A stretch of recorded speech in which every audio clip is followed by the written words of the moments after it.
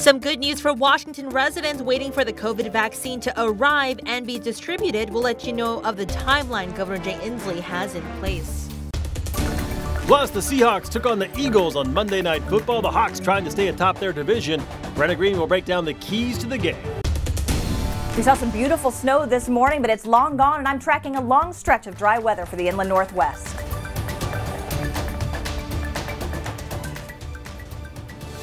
And we do have some breaking news tonight. 11 residents have died in connection to a coronavirus outbreak at North Valley Extended Care in Tenasket.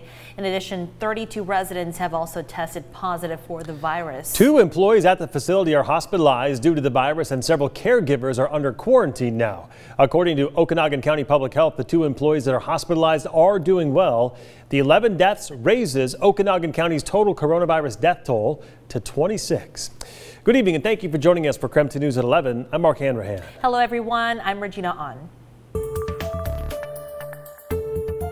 We were on a call this morning with Vice President Pence talking about the arrival of the vaccine, which appears relatively imminent.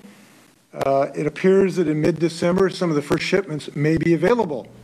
Well, that is the good news we have been hoping for in Washington, and we will soon get the first batch of the coronavirus vaccine by mid-December. The first doses of the Pfizer's vaccine will go to first responders in high-risk fields. The state is initially expecting a little more than 62,000 doses. By the end of December, however, the state expects to have 200,000 doses of the Pfizer vaccine to distribute. So when can we expect the vaccinations to arrive here in eastern Washington, and who will distribute them? I had a chance to talk one-on-one with the interim Spokane County Health Officer, Dr. Frank Velasquez, today, where I asked him that very question.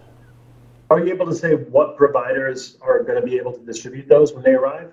So that's a very good question. We don't have the definitive providers that have been approved. We do know that there are about 20 entities that have applied. We do anticipate that perhaps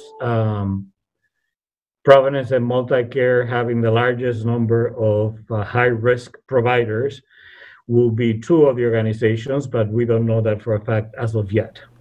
Dr. Velasquez says he's hopeful that we will also see the first batch of vaccines by mid-December, but at this point he can't say for sure when we'll see them. He says the health district is working with local providers and the State Department of Health to make sure they have a plan in place to distribute them when they do arrive. And Washington unveiled a new tool for tracking and preventing the spread of COVID-19, a tool that you can easily activate on your smartphone. Our Casey Decker breaks down how it works and how it keeps your information private.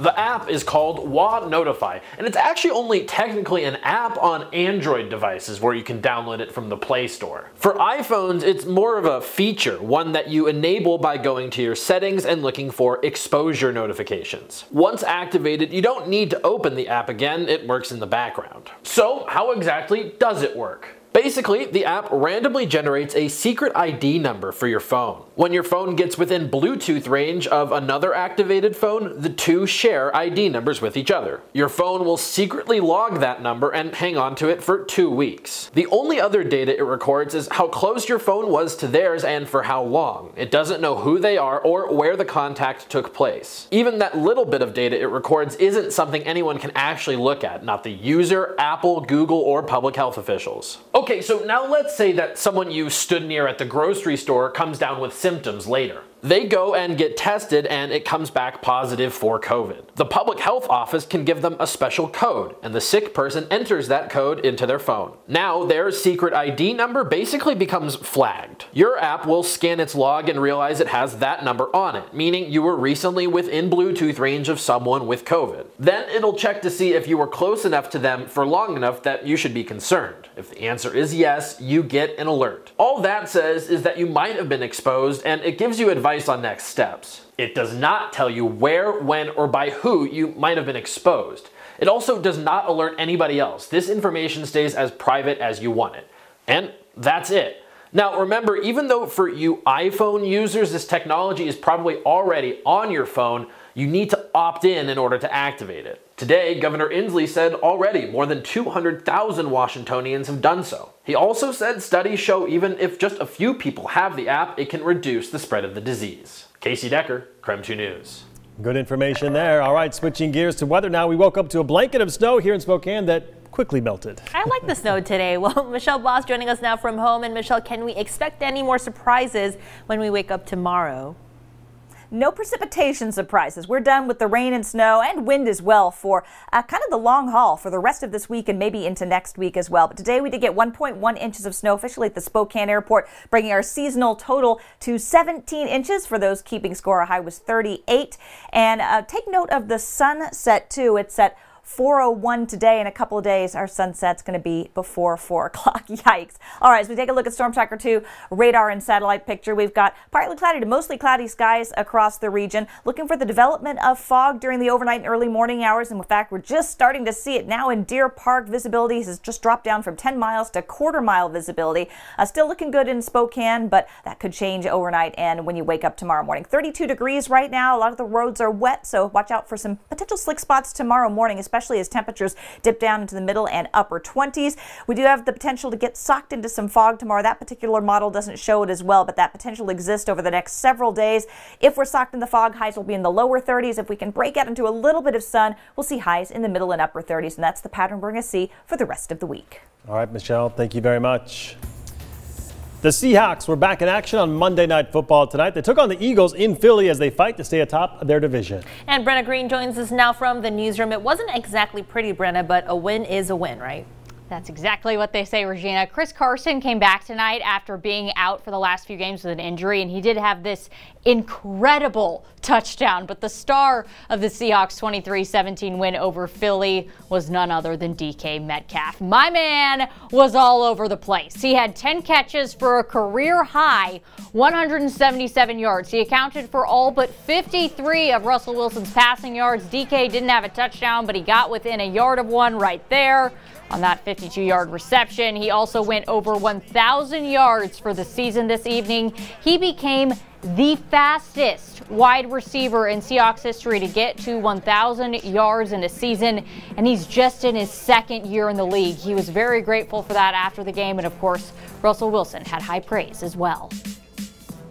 Man, just to God be the glory for everything. I actually prayed earlier today that he would do this for me, and it came to pass. So just thank you to God and my teammates, the coaching staff, and the O-line for blocking the butt off today.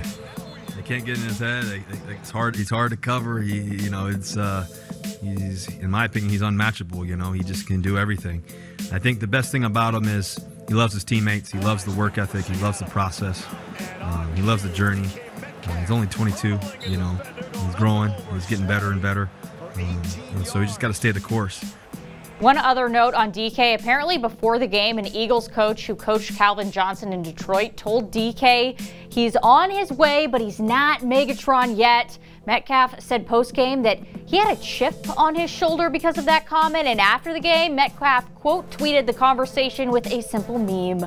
Michael Jordan saying, "And I took that personally," from the Last Dance documentary. I love Twitter. All right, look, I'm going to be honest here. Philadelphia's offensive line, they're god-awful, but still 6 sacks? That's impressive. 7 different players had sacks for the Seahawks tonight. One was a half sack for 2 players. Former Idaho Vandal Benson Mayowa was one of the players who had a half sack. Also, 3 of the sacks came on 3rd down, which is massive. Jamal Adams definitely had some things to say about the defense's performance after the game. There's always something negative about the Seattle Seahawks. I've kind of, witnessed that over the past couple of weeks since I've been here. We are 8-3. Damn, that feels good. Let's talk about that. All the negative. Let's miss all that, man. This was a team win.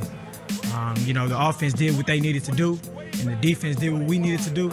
And at the end of the day, the special teams came up and they handled business as well. So at the end of the day, we're 8-3. We're ending this segment tonight with a little fun. The Eagles scored a touchdown with 12 seconds to go. That might seem insignificant. However, the touchdown and the ensuing 2-point conversion got the game within 6 points. Well, the line for the game was 6.5 points. Apparently, someone bet $500,000 on this contest tonight. They lost all of that money in the final 12 seconds on a garbage time touchdown. Amazing. In the words of Scott Van Pelt, opening SportsCenter tonight, that was significant to some. Back to you guys. Oh. That definitely has to hurt. My goodness, $500,000. I can't even comprehend that amount of money, or losing it that quickly. Oh my gosh, I can't even know. Okay, Brandon, thanks so much for that. We'll still head here tonight on KREM News at 11. While coronavirus cases are surging across the region, a county commissioner from North Idaho wants to pull funding now for the health district. What that could mean for the health district and the impact it could have. And now that a coronavirus vaccine is on the horizon, what effect could it have on our daily life? How quickly can we expect to return to, quote, normal life? And do doctors recommend a certain vaccine over others? We'll look into it coming up after the break.